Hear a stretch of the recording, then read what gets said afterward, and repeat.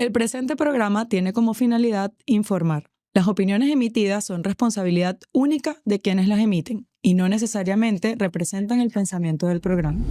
Tú como neurólogo, ¿qué hallazgos puedes definir como críticos o como signos de alarma? Tenemos la triada clásica, que es cefalea, fiebre y rigidez de nuca. Alteraciones del estado de conciencia, podemos ver convulsiones, focalización neurológica, el paciente puede presentar hemiparesia, compromiso de algún par craneal, ¿ok? Náuseas, vómitos, fotofobia, fonofobia. ¿Cuál sería el manejo en conjunto del tratamiento propiamente Bueno, dicho? vamos a iniciar de forma empírica tratamiento antibiótico con los antibióticos pues indicados por las guías para ello.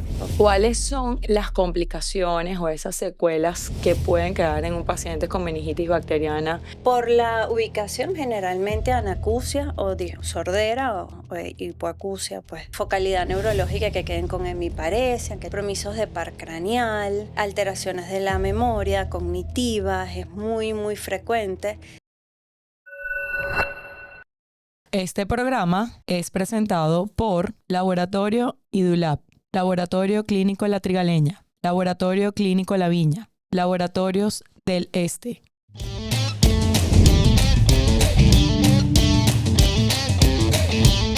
Hola a todos, bienvenidos a un nuevo episodio de Conciencia Viral. Hoy me acompaña alguien muy querida y especial, la doctora Lelismar Rivas, quien es egresada de la Universidad de Carabobo, es médico internista, también egresada de la Universidad de Carabobo, de la Ciudad Hospitalaria Dr. Enrique Tejera, al igual que especialista en neurología del mismo hospital y la misma universidad. Y también con un máster en medicina del sueño. Bienvenida, Lelis, gracias por aceptar la invitación. Muchas gracias por la invitación. Bienvenida. Bueno, hoy quiero que hablemos sobre un tema bien importante que se denomina meningitis bacteriana aguda en relación a que el pasado 5 de octubre se celebra a nivel mundial el Día de la Meningitis Bacteriana. Y esto no es más que para crear conciencia, promover y hacer prevención sobre esta enfermedad. Leli, bueno, como yo siempre comento, vamos a iniciar definiendo qué es la meningitis bacteriana aguda. Bueno, la meningitis, como su nombre lo dice, itis de inflamación, es la inflamación de las meninges. Las meninges son aquellas capas que recubren tanto el cerebro como la médula espinal. Son tres capas fundamentalmente y una cuarta capa que se encarga del sistema nervioso linfático. Pero tenemos la pía madre, la aracnoides y la dura madre. Y ese espacio que existe entre la aracnoides y la pía madre se denomina espacio subaracnoideo. Y ese espacio subaracnoideo, allí se encuentra el líquido cefalorraquídeo y es donde ocurre realmente la infección y la inflamación de estas leptomeninges. ¿Cuáles serían las leptomeninges? La pía madre y la aracnoides. Perfecto, sí, este es un manejo que generalmente es una emergencia neurológica desde el punto de vista infeccioso, que se maneja en conjunto, como yo creo que la mayoría de los diagnósticos, trabajo multidisciplinario en equipo, y generalmente vamos de la mano neurología e infectología, que bueno, ambas subespecialidades somos internistas y uno siempre maneja esto en alianza. Tú como neurólogo, ¿qué hallazgos puedes definir como críticos o como signos de alarma en cuanto a las presentaciones clínicas? O sea, dinos los síntomas comunes con los que se puede presentar una meningitis y cuáles serían esos signos de alarma o presentaciones más graves. Ok, tenemos la triada clásica, que es cefalea, fiebre y rigidez de nuca, ¿no? Que son signos de irritación meningia. Además de eso, esa es la triada clásica, pero además de eso vamos a ver alteraciones del estado de conciencia, que son los signos más críticos. Podemos ver convulsiones, focalización neurológica, el paciente puede presentar hemiparesia, compromiso de algún par craneal, ¿ok? Náuseas, vómitos, fotofobia, fonofobia, o sea, que es la molestia ante la luz y el sonido bastante importante. Básicamente, estos signos en los que hay alteración de la conciencia son los que nos dan la alarma. ¿ok? Y las convulsiones, por supuesto. Sí, y bueno, también a veces podemos tener presentaciones atípicas, que nos ha Ujú, tocado manejar casos en conjunto, presentaciones ujú, atípicas de no la probable meningitis bacteriana común, tal vez por la bacteria más mm, común que conocemos, sino también por otros agentes, otros microorganismos, a veces hasta meningoencefalitis, ujú. hay encefalitis que son más que todo de origen viral, pero aquí estamos haciendo énfasis más que todo en la meningitis bacteriana. Con respecto a, obviamente como en todos, los diagnósticos se hacen por clínica y evidentemente teniendo esta presentación clínica, nuestro planteamiento diagnóstico va a ser una meningitis probablemente bacteriana. Pero para el diagnóstico, si bien es cierto, la punción lumbar es una herramienta fundamental para este tipo de casos, ¿qué para clínicos consideras tú que debemos tomar en cuenta? ¿En qué momento postergar la punción lumbar? ¿Qué consideraciones tendrías para la punción lumbar? ¿Qué estudio de imagen deberíamos hacer? Coméntanos sobre eso. Ok, mira, nos podemos apoyar en los hemocultivos. Todo paciente que llegue con signos clínicos de este tipo, debemos tomar hemocultivos de entrada antes de iniciar la antibiótico-terapia. La punción lumbar, por supuesto, es el gol estándar, es el que nos da el diagnóstico definitivo de la patología. Sin embargo, hay pacientes en los cuales no se pueden realizar, pacientes que tengan trastornos de la coagulación, plaquetas bajas, pacientes que tengan lesiones a nivel del área de la punción lumbar. Son cosas que tenemos que considerar para no realizarla y postergarla, ¿ok? Y ahí nos apoyamos del hemocultivo, por ejemplo, ¿ok?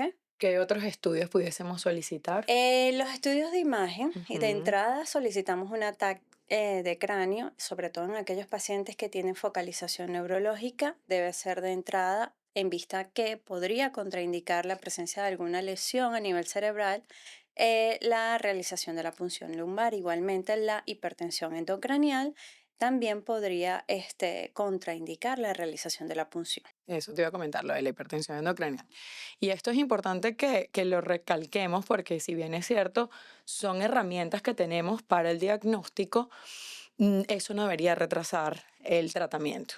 Y que lo ideal es, como bien acabas de decir, gracias por eso, por reforzarlo, los hemocultivos antes del inicio de los antibióticos o del antibiótico que se vaya a utilizar, pero tomar en cuenta y tener claro que no debemos atrasar la terapéutica, no debemos atrasar tantas horas el colocar el antibiótico, el tratamiento acorde, independientemente tengamos o no tengamos la imagen o tengamos o no tengamos la punción lumbar. En cuanto a las opciones terapéuticas, o bueno, hablando grosso modo, porque aquí se supone que no vamos a dar dosis ni Ujú. nombres de fármacos propiamente dichos, pero grosso modo, ¿cuál sería el manejo en conjunto del tratamiento propiamente Bueno, dicho? inicialmente paciente que te llegue con toda esta clínica sugestiva de una infección del sistema nervioso central, en este caso bacteriana, vamos a iniciar de forma empírica tratamiento antibiótico con los antibióticos pues indicados por las guías para ello, ¿ok? Debe ser lo antes posible. Mientras lo más temprano se realice el diagnóstico y se inicia el tratamiento, vamos a evitar la presencia de las secuelas neurológicas. ¿Qué es lo más importante en estos casos? Bueno, salvar la vida porque la letalidad en estos casos, si se trata pues de un meningococo, hablamos que 2 de cada 10 personas pueden fallecer. La letalidad es alta. Y bueno, y por lo tanto, y el inicio del antibiótico en aquellos pacientes que vayan a sobrevivir a la enfermedad, evitar las secuelas neurológicas. A eso iba ahorita. ¿Cuáles son las complicaciones o esas secuelas que pueden quedar en un paciente con meningitis bacteriana que tú veas frecuentemente, que conoces, que has tenido en tu consulta, en tu práctica Bueno, diaria? por la ubicación, generalmente anacusia o sordera o hipoacusia, pues, focalidad neurológica que queden con hemiparesia, aquellos pacientes que se complican con empiemas, ¿ok? Compromisos de par craneal, alteraciones de la memoria cognitiva, es muy, muy frecuente. Afasia, dificultad para hablar, es bien sea motora o sensitiva. Básicamente esas pueden ser Las las complicaciones, alteraciones cognitivas, sobre todo, podemos ver. convulsiones, Bueno, y por supuesto las convulsiones. que ya queden Ajá, que queden con un foco epileptogénico allí y bueno, quedan con epilepsia. Ok. Dime algo. En cuanto a la terapéutica, si bien es cierto, los antibióticos son como los protagonistas, ahí, digamos, en discusión, más que en discusión, yo creo que es debatible el uso de los esteroides. En este caso, ¿qué opinión tienes en relación a eso? Yo recomiendo el uso de los esteroides. Ideal iniciarlo antes de iniciar el antibiótico. Se dice que unos 10 a 15 minutos antes se coloque la dosis de esteroide, en este caso de dexametasona, y posteriormente iniciar la antibioticoterapia. ¿Qué ocurre con esto? Bueno, esto es un adyuvante. Se ha descrito que disminuye la presencia de las secuelas neurológicas su uso, ¿ok? Su uso precoz. Igualmente, al momento de el antibiótico atacar la bacteria, ocurre una respuesta inflamatoria y esa es la que queremos disminuir a nivel del sistema nervioso central. Por eso yo estoy sumamente de acuerdo en el Claro, y uso de al esteroides. disminuir esa respuesta inflamatoria tan severa, también disminuimos el riesgo de las secuelas, el riesgo Ujú. de todas esas complicaciones post a la recuperación de la infección. Y hablemos de un tema que está súper álgido, la Ujú. vacuna. ¿Qué opinas de la vacuna? Bueno, la vacunación 100%. Debemos, ahorita, bueno, tenemos este tema de que se está promoviendo la no vacunación. Sin embargo, se ha visto, o sea, clínicamente, que, por ejemplo, con el hemófilos e influenza, hemos visto que después de los años 80 que se colocó la vacuna, hubo una disminución importante en la aparición de la enfermedad, sobre todo en niños. Igualmente con el neumococo, con la colocación del neumococo. Entonces, es sumamente importante la vacunación. Esa es lo que nos hace prevenir la aparición de la enfermedad. En vista que los agentes causales más comunes tenemos el Haemophilus influenza, El el neumococo neumococo y el y el meningococo. meningococo. Son los tres representantes más importantes. Entonces, por supuesto, las tres vacunas son sumamente importantes. Sin duda, totalmente de acuerdo. Y que estar atentos en tanto la vacunación en niños como en adultos y en todos estos grupos de riesgo, porque también tenemos que considerar esos pacientes inmunosuprimidos que son más vulnerables a tener enfermedad severa, tener manifestaciones severas de algún proceso infeccioso, esos pacientes adultos mayores, diabéticos, todos estos pacientes que estén en tratamientos inmunosupresores, que siempre van a estar con una vulnerabilidad mayor a tener manifestaciones severas. Cuéntame una cosa, Lelis, ¿qué consejo o qué recomendación pudieses darle tú a las personas que nos escuchan para, bueno, hacer un seguimiento de su vida diaria en aquella persona que haya tenido una meningitis? ¿Qué consejo puedes dar? ¿Qué recomendación podrías dar como neurólogo, como cierre final? Bueno, como cierre final, por supuesto, aquellas personas que queden con secuelas neurológicas posterior a una meningitis, la rehabilitación es lo más importante, la fisioterapia, el acompañamiento, todo depende del tipo de meningitis que tuvo y las secuelas neurológicas que quedaron. Y por supuesto, la prevención primaria va a ser el gol estándar, como dijimos, la vacunación. Aquellas pacientes pues que estuvieron en contacto con un paciente, en este caso con meningitis, la colocación de la administración de antibiótico-terapia, pero eso todo es bajo la indicación médica, por supuesto. Y bueno, sí, el acompañamiento es rehabilitación básicamente de estos pacientes. Así es. Bueno, muchísimas gracias. Los esperamos en otro episodio de Conciencia Viral. Gracias, Lelis, por haber venido. Chévere. Gracias por la invitación. Este programa fue presentado por Laboratorio IDULAB, Laboratorio Clínico La Trigaleña, Laboratorio Clínico La Viña, Laboratorios del Este.